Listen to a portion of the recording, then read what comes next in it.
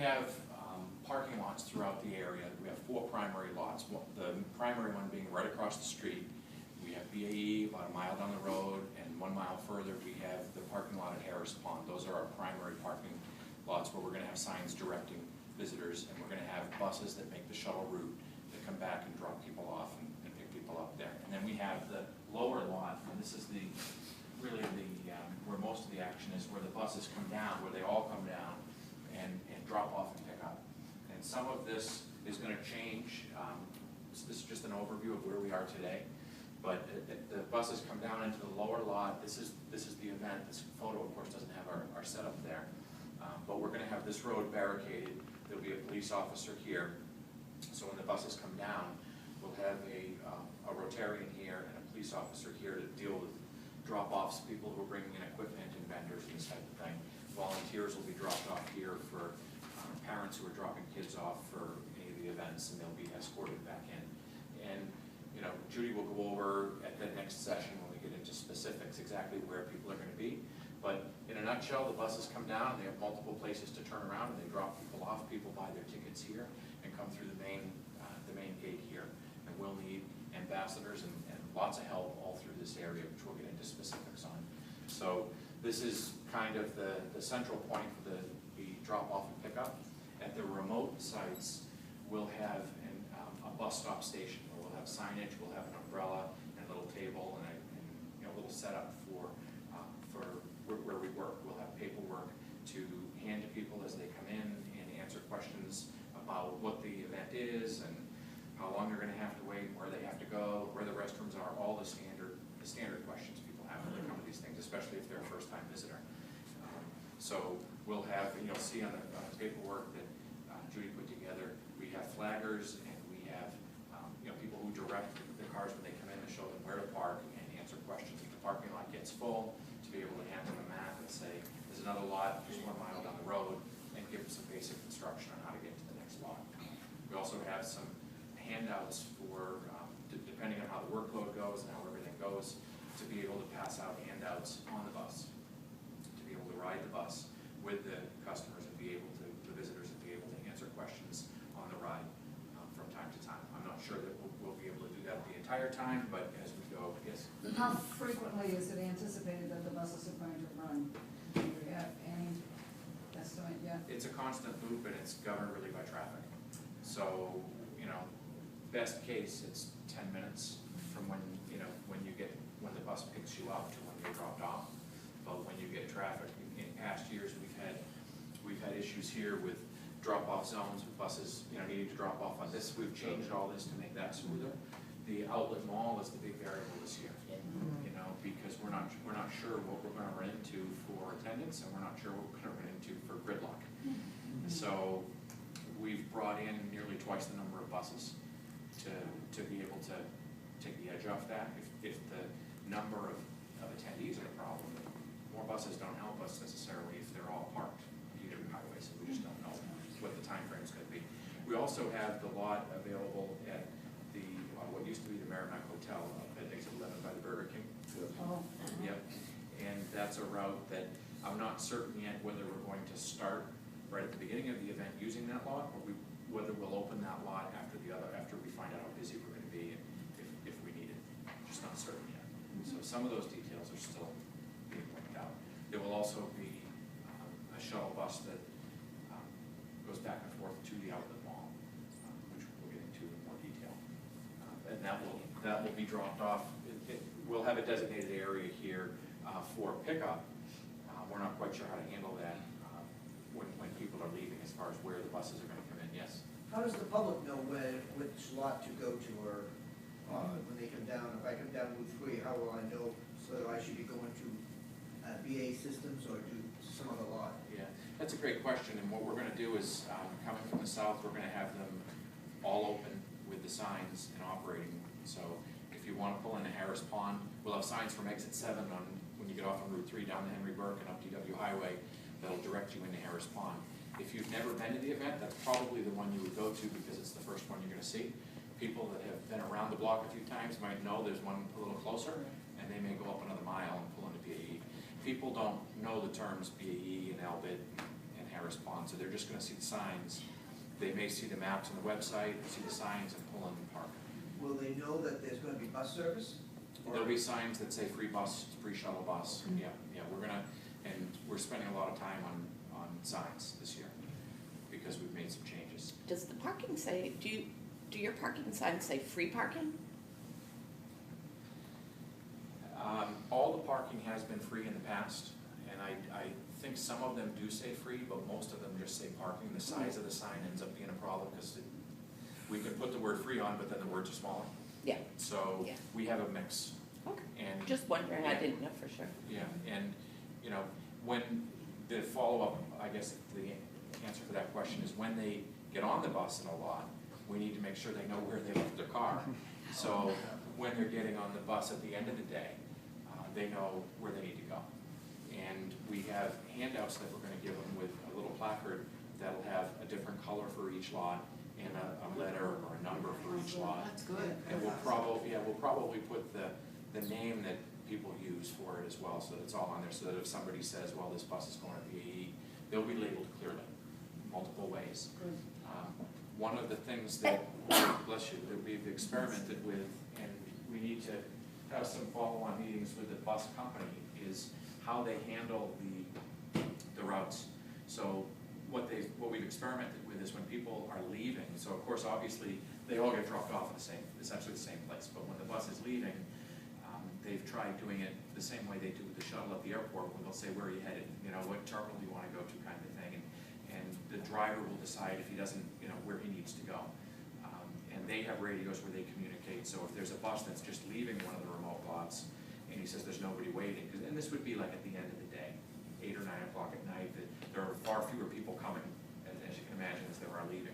So some of that is very dynamic, and we figure it out as we go.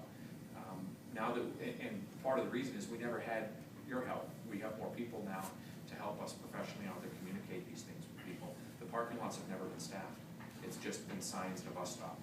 So there have been people that have had a lot of questions, and what ends up happening is you'd stand in line next to someone who was here last year and they'd tell you what's gonna happen. So we haven't been in control of the message, so we're very excited to be able to, you know, have some training and be able to get everybody's thoughts about the best way to answer some of these common questions and have you help us get the message out. What is the overall number of people that attend this year? Between 25 and 30,000 in a 24-hour window. Well, we do 6 hours on Friday, we do 12 hours on Saturday, and 6 hours. So we're open technically 24 hours. 24 hours with the 3 days. Correct, in the 3 days.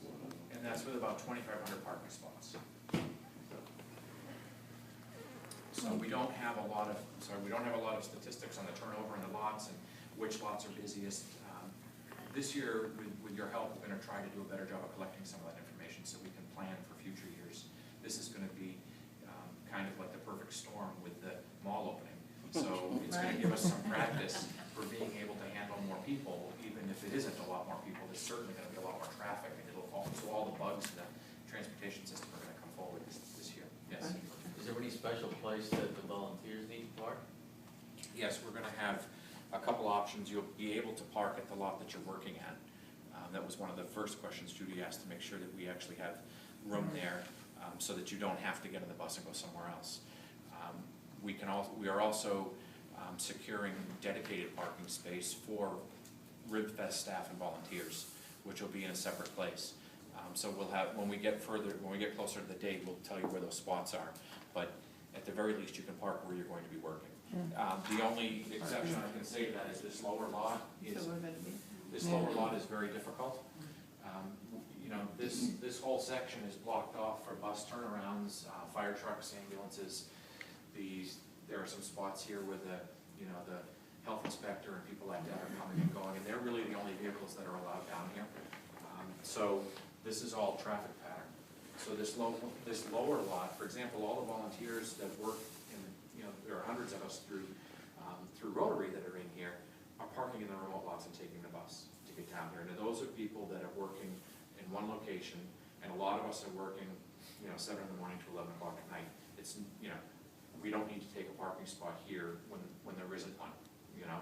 So we're happy to park off-site. If it's something where there's someone that's gonna be here, you know, where we have situations, we have handicap parking here, where we have health issues or specific issues where somebody needs a spot, we can try to make some provisions. We have a few right here. But for the hundreds and hundreds of vendors and people that are, you know, the staff that are at the, working for the vendors and everybody else involved, there's basically no parking there. So that's how I answer it as far as the lower lot is concerned, because that always comes up. But where there's a need, we'll try our best to fit something in to get parking at the lower lot. So I guess that's a long answer, but for people that are working in the event, you're gonna wanna park in one of the remote lots to take the bus in. If you bundle the little cards we're giving out in, say, hundreds, we could mark down each time we took out a new bundle of 100, which would give you an idea how fast people came in. It's a great idea. You write the time on it, and we know the number and the time. Yeah. A lot. Yeah, I mean, you know, so what time we started, 9 o'clock or whatever, and you take out your first bundle of 100, and the time you take out the second bundle of 100, maybe 10, 15, just have a sheet for us to write it down on. Okay, good. That's a great way to do it. And then that will give you an idea of when the Time and. people are coming in. I don't think it, you know, at first I thought, get them when they come back off, but that's no good. No, we Because they're not, lost. you know, they're gonna throw that away or not give it back. But that way you can tell when people are coming into each lot. That's a great way to do it, an easy way to. Yeah. We'll do that. Now, these lots are marked, so like when we come in, I'm doing 12:30 and I'm gonna be at the Albit parking. So they are marked. When I pull in, I know which lot I'm in. Yes. We're going to have a meeting the Wednesday before, Okay. so we will be driving all of these lots Okay. on that meeting. If you'd like to drive ahead of time, you can go right ahead and do that Then and we'll just know. use the Okay. Google map. Okay. And I'm gonna be showing you in a little bit more detail on where these are located and show you how to get to the Google map that I designed, so you can actually follow that and go and check them out. I checked them out myself. Just, 'cause I'm a visual person, I really need to like see that. Right. Like, you can say 500 parking lot spaces, but that means nothing to my brain until I physically see something. Okay. So, but we will be doing that the Wednesday before, but if you'd like to do that beforehand, or We can do it even if a with this. group of us wanna do that, I'd be willing to do that with anybody, so. Any other questions on parking? How far in advance do you think we're gonna have to go, if we're working, be able to actually get there? A long I'm a little time. concerned about the hours. An hour before. I would say that for, you don't wanna get there so early that you're tripling your shift, but Yeah. you wanna know that it's gonna take you some time to get through the traffic and get there Yeah. and get settled and make the transition from one GSA to the other. Our shifts are a split between 3 hours and 2.5 hours. The really busy afternoon shifts are 2.5 hours, because I figure it's gonna take you longer to get there, and it's gonna be harder because there's gonna be more traffic. So the two ends, like the morning, I figure we're getting there before anybody else is getting there, so it's not gonna be as busy. In the evening, as things start weaning down, we can be going, you know, and making our, the number of people on our shift lower and lower and lower and lower. Yes, sir? Steve, there's a note for you. The people who are working at the Elbit lot, we're gonna have to make them up a pass so that the police and the attendants to the lot know they are ambassadors, so they let them up there to park. So we'll have to give you a card for those people, that I need to know how many, Okay. and we'll make you up a card that says Granite State Ambassador, and so that you have a pass by which, because that's a high demand lot. Yeah. And they may shut it off because it gets overfilled, but they have to know that you're an ambassador going up there to work. Okay. Yeah, that's a good point. The last thing I'll add for that question is, depending on where. Ambassadors do have window Stickers on stickers. it, We right? have window stickers. Yeah. If- We don't know. Not all of us. Everybody may not know. Yeah, well, I mean, and the police wouldn't know either, but, Right. and we'll be in uniform Okay. too, but. I was just gonna say, it also depends on where you're coming from, because I expect that the highway around exit 10 is gonna be the busiest point for traffic. So, yeah, they're suggesting that we have signs all the way down Route 7 in Nashua. So if you're coming from the south, get off that way, come up Daniel Webster Highway. If you're coming from the north, get off at exit 11 at the latest, and come down for you, or even sooner, you can come down Denver Highway the whole way down from Manchester.